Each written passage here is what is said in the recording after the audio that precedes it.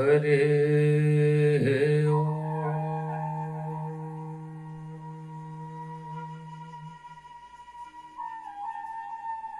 नमः शिवाय। ओम नमः शिवाय। शुभं शुभं कुरु नमः शिवाय। नमस्कार, सादर जय श्री कृष्ण। एक बार पुनः आप सभी का बहुत स्वागत, बहुत अभिनंदन है श्रीमद् भागवत कथा में। भगवान श्री कृष्ण की कृपा से हम लोग श्रीमद् भागवत कथा के दिव्य सत्र में श्रवण कर चुके हैं। श्री विदुर जी महाराज ने मैत्रेय जी से प्रश्न किया है कि हे प्रभु, इस संसार में जितने भी लोग हैं, सुखाय कर्माणि करोतु लोके, जितने भी लोग हैं वो जितना भी कर्म कर रहे हैं वो सब का सब कर्म अपने सुख के लिए कर रहे हैं। प्रत्येक व्यक्ति कोई भी कर्म करता है तो उसके मूल में, उसके भविष्य में उसे उस कर्म में सुख दिखाई पड़ता है कि ये मुझे सुख प्रदान करने वाला कर्म है। इसके करने से आज यदि मैं मेहनत कर लूंगा तो कल मुझे इसका सुख मिलेगा। जितने भी लोग हैं जो कुछ करते हुए आपको दिखाई पड़ रहे हैं, ये सब इसीलिए लगे हैं कि मैं कल सुखी हो जाऊंगा, आज बस मेहनत कर लेता हूं, इसलिए सारे लोग लगे हुए हैं। मैत्रेय मुनि कहते हैं, विदुर जी बात तो आपकी बिल्कुल सही है। ये सारा संसार इसी में लगा हुआ है कि सुख कैसे मिले, और सब सुख को पाने की चाह में ही निरंतर लगे हुए हैं। हर आदमी काम कर रहा है और इतना काम कर रहा है गधों जैसे बोझा ढो रहा है, इतना काम कर रहा है। दिन रात उसको पता नहीं चलता कब आता है कब चला जाता है।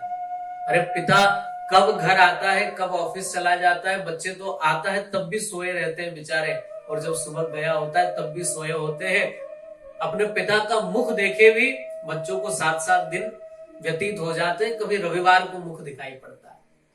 तो इस तरह हम लोग बैल की तरह, गधे की तरह बोझा ढोते हुए संसार का इतनी मेहनत कर रहे हैं। प्रत्येक व्यक्ति संसार का सुख की चाह में दिन रात परिश्रम कर रहा है, फिर भी उसको सुख क्यों प्राप्त नहीं हो रहा, क्यों नहीं मिल पा रहा है, उसको दुख क्यों मिलता है? जिस साधन को वो अपने सुख के लिए जुटाता है, वो साधन उसको दुख क्यों देता है? इसका क्या कारण है? तब मैत्रेय मुनि ने बताया कि व्यक्ति जो जिन चीजों को जुटा करके सुख ढूंढना चाह रहा है, व्यक्ति काय के लिए मेहनत कर रहा है? सब जुटा करके धन कमाना चाह रहा है, धन जुटा रहा है और सोचता है कि ये धन मुझे सुख देने वाला है, तो वो संभव नहीं है। सुख तो भगवान के भजन में मिलेगा, सुख जो है भगवान के नाम में मिलेगा। कई लोगों को ऐसा लग रहा होगा कि कैसे महाराज है, इनको ले देकर कोई काम नहीं है, आखिरकार घूम फिर के वहीं आ जाते हैं कि भगवान का भजन करो सुख मिलेगा, सुख मिलेगा, खाने को कौन देगा हमको? कई लोग ऐसा सोच रहे होंगे मेरी इस बात को सुनकर के, उनके मन में विचार आ रहा होगा ऐसा।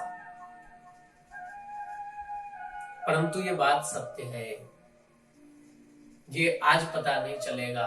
मैं ये तो बिल्कुल नहीं कह रहा हूं कि आप मत कमाइए, आप मेहनत मत करिए, आप परिश्रम करिए, परंतु इतना भी ध्यान रहे कि ये हमारा लक्ष्य नहीं है। केवल धन कमाना हमारा लक्ष्य नहीं है। हमने मानव जीवन लिया है तो इसका लक्ष्य जो है वो परमात्मा प्राप्ति है, भगवान का भजन है। करते कर्म करो विधि नाना, मन राख्यों जहां कृपा निधाना। हाथों से आप जो भी काम करना है करते रहिए, परंतु मन जो है वहां रखिए जहां कृपा निधान भगवान है। जब समय मिले तब तो वो आपको आनंद देने वाला है, वो सुख देने वाला है।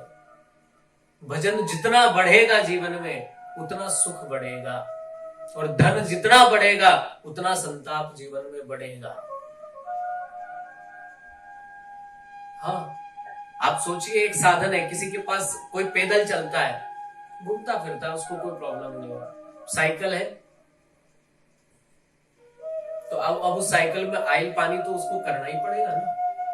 कभी भी उसकी चेन टूट जाएगी, कभी ब्रेक टूट गया तो ये संताप ही हो गया ना। और थोड़ा उसने अपनी मोटरसाइकिल ले ली, अब उसमें पेट्रोल डलाने की भी चिंता, उसकी सर्विसिंग की भी चिंता है। सुविधाएं बढ़ाई, धन बढ़ाया तो संताप भी उतना ही बढ़ गया। धन कभी भी सुख नहीं देने वाला। आप देखिए बड़े बड़े करोड़पति अरबपति लोग हैं जो विश्व में जिनका नाम जो है प्रथम में आता होगा, या कुछ चुनिंदा लोगों में जिनका नाम आता है कि ये सबसे बड़े अरबपति है, ये सबसे बड़े धनी लोग हैं संसार के, उनका जीवन उतना ही अधिक उलझा हुआ है, उनके माथे पर उतने ही अधिक संताप है। एक समस्या हटती नहीं, दूसरी खड़ी हो जाती है, क्योंकि साधन सुख नहीं देने वाला है। और कई बार एक मुझे याद आ रही है बात, बहुत अधिक साधन जुटा करके सुख नहीं मिल पाता। एक बार बादशाह अकबर की सवारी निकल रही थी, वो कहीं जा रहे थे, एक नदी के किनारे से निकले, नदी के किनारे बालुका थी, बढ़िया बालू थी, कोमल कोमल। एक फकीर उस बालू पर लेटा हुआ था। अब अकबर की जो सवारी, उसके आगे कुछ लोग चल रहे थे, कुछ सैनिक चल रहे थे। वो सैनिक कहते हैं, ए फकीर उठ, रास्ते से बादशाह आ रहे हैं। फकीर ने सुना नहीं, पड़ा रहा अपने मस्ती से। फिर बोले, बाबा सुनाई नहीं देता क्या? अरे उठो, बादशाह आ रहे, बादशाह की सवारी आ रही, देखो कितनी नजदीक आ गई। आपको कब से समझा रहे, आप समझ नहीं रहे बात को। फकीर फिर भी कुछ नहीं बोला। अब तो दो चार सैनिक पास में आए, आकर के झकझोर दिया, अरे बाबा सुनाई नहीं पड़ता क्या? आपसे कहा ना, उठ जाइए, मार्ग दीजिए, बादशाह अकबर की सवारी आ रही है, बादशाह आ रहे। फकीर कहता नहीं उठना, जा। क्यों नहीं उठना? बोले कौन आ रहा है? बोले बादशाह आ रहे, चलो हटो। फकीर कहता है, जा तेरे बादशाह से जाकर के कह देना यहां शहंशाह लेटा हुआ है। नहीं उठे, फकीर अड़ गया। योगी हक की अपनी हट है। अकबर के पास खबर पहुंची, महाराज आपके मार्ग में आके एक फकीर लेटा हुआ है और कहता है कि जब तेरे बादशाह से कह देना कि बीच में शहंशाह लेटा हुआ है तो अपना मार्ग बदल ले। अकबर को बड़ा आश्चर्य हुआ, ऐसा कौन फकीर है भाई, मैं भी तो चल करके देखूं जरा। अकबर पास में पहुंचा, पूछा, क्यों बाबा, क्या बात है, आप अपने आप को शहंशाह बताते? फकीर बोला, है तो बता रहे। अच्छा, शहंशाह कैसे हो? बाबा ने कहा, पहले तुम बताओ, तुम बादशाह कैसे हो? अरे हम यहाँ के राजा हैं, सम्राट हैं, देखो ये सैनिक, ये सब लाओ लश्कर हमारा है, इसलिए हम बादशाह हैं। अच्छा एक बात बताओ, जा कहां रहे हो? बोले हम जो है दूसरे राज्य को जीतने जा रहे हैं। बोले क्यों, क्या करोगे राज्य को जीतकर दूसरों के? बोले उससे मैं अपने राज्य में मिला लूंगा, मेरे राज्य का और विस्तार हो जाएगा। अच्छा उसके बाद क्या करोगे? बोले उसके बाद में फिर अन्य राजाओं को जीतूंगा, उनको भी अपने राज्य में मिला लूंगा, और विस्तार हो जाएगा। उसके बाद क्या करोगे? बोले मैं सब राजा को जीत लूंगा, पूरे विश्व को जीत लूंगा, और फिर चैन से सोऊंगा। फकीर ने कहा, तू तब चैन से सोएगा, मैं आज ही चैन से सोया, और शायद तू सो भी ना पाए, क्योंकि कामनाओं की यात्राओं पर निकला व्यक्ति लौट करके आ जाएगा, भरोसा ही नहीं। कामना की यात्राओं पर एक बार आदमी निकल जाए, एक कामना पूरी हुई दूसरी जग जाती है, दूसरी पूरी हुई तीसरी जग जाती है, वैसा आदमी कभी भी लौट कर आ नहीं पाता। इसलिए जितने भी लोग हैं संसार में जो धन को सुख समझते हैं धन में, और साधन जुटाते जा रहे हैं, संभव नहीं है उनको सुख प्राप्त होगा। सो सुख धाम राम असनामा, अखिल लोकदायक विश्रामा। आदमी को विश्राम देने वाला कोई नाम है, कोई वस्तु है तो वो भगवान नाम है। आदमी जब मर जाता है ना, तब उसको अंत में लोग सुनाते हैं भाई राम नाम सत्य है, राम नाम सत्य है। खैर उसे जीवित रहते हुए इस बात का बोध हो जाना चाहिए, बाद में तो कोई मतलब नहीं है सुनाने करने से। पर वो इसलिए बोला जाता है कि जो लोग ये कंधे पर उठाकर चल रहे हैं, जो पीछे हुजूम चल रहा है इतने लोगों का, इनके कानों में बार बार वो शब्द पड़े कि राम नाम सत्य है। वो कहना चाह रहे हैं कि बावरे समझ जाओ, वो राम का नाम ही सत्य है। परंतु फिर भी आदमी सब भूल जाता है। एक बार नहीं, जब तक जहां तक जितनी दूरी है घर से लेकर श्मशान तक की, वहां तक कितनी ही बार बोला जाता है, फिर भी आदमी उसे अमल में लाता नहीं है। तो ये जो संसारिक जितनी भी वस्तुएं हैं, ये क्षणिक सुख दे सकती है, यह हमेशा सुख नहीं दे सकती। मैत्रेय मुनि कहते हैं जितने भी लोग इस दिशा में भाग रहे हैं उनको सुख मिल नहीं पाएगा। आगे चलकर सृष्टि के विस्तार का प्रश्न पूछा विदुर जी ने कि किस प्रकार इस सृष्टि का विस्तार हुआ। भगवान नारायण से ब्रह्मा जी का, भगवान नारायण के नाभि से कमल नाल निकली जिसमें ब्रह्मा जी का प्रादुर्भाव हुआ। ये मैं आपको निवेदन कर चुका हूं पूर्व के सत्रों में, मैं बता चुका। फिर ब्रह्मा जी ने किस तरह सृष्टि का विस्तार किया। ब्रह्मा जी ने 10 प्रकार की यहां पर सृष्टि की है। इसमें से अनेक अनेक प्रकार के जो जीव आप देखते हैं सब ब्रह्मा जी की सृष्टि के। स्वेदज, अंडज, उद्विज, जरायुज। स्वेदज अंडज जो अंडे के द्वारा उत्पन्न होते हैं, पशु पक्षी इत्यादि जो मैथुन के द्वारा उत्पन्न होते हैं वे स्वेदज। जरायुज, इस प्रकार के अनन्यान्य तरह की सृष्टि का उन्होंने यहां पर मैत्रेय मुनि ने विस्तार किया।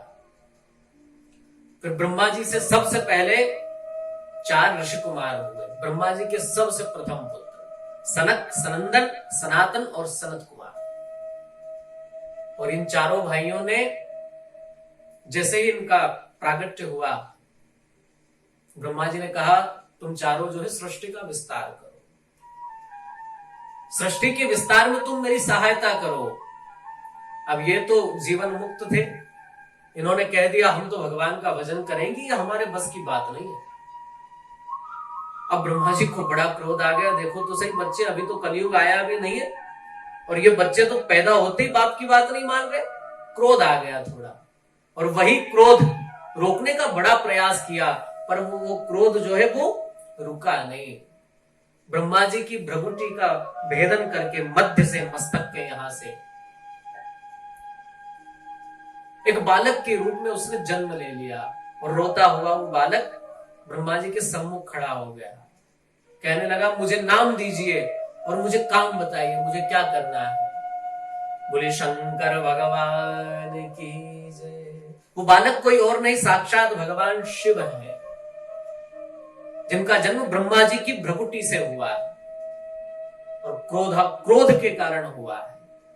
इसलिए भगवान शिव को संहार का देवता कहा जाता है। ब्रह्मा जी सृष्टि को उत्पन्न करते हैं, भगवान विष्णु इसका पालन पोषण करते हैं और शंकर जी इसको समाप्त कर देते हैं। तीनों क्रियाएं बहुत जरूरी है। किसी का जन्म हुआ है तो उसका पालन पोषण भी जरूरी है और उसके बाद उसे मरना भी आवश्यक है। ये संसार का एक चक्र है, ये गति है। आया है सो जाएगा राजा रंग फकीर। जो आया है उसे जाना ही होगा। कोई फूल न बाग में ऐसा खिला, खिल के न जिसे मुरझा न पड़ा। विधि का यह अटल विधान रहा, जिसे आना पड़ा उसे जाना पड़ा। जो आया है सो जाएगा एक न एक दिन। कोई कहे कि सृष्टि को बनाने वाला महान है, कोई कहे बनाने वाले ने तो बनाकर छोड़ दिया, जिसने पालन किया वो महान है।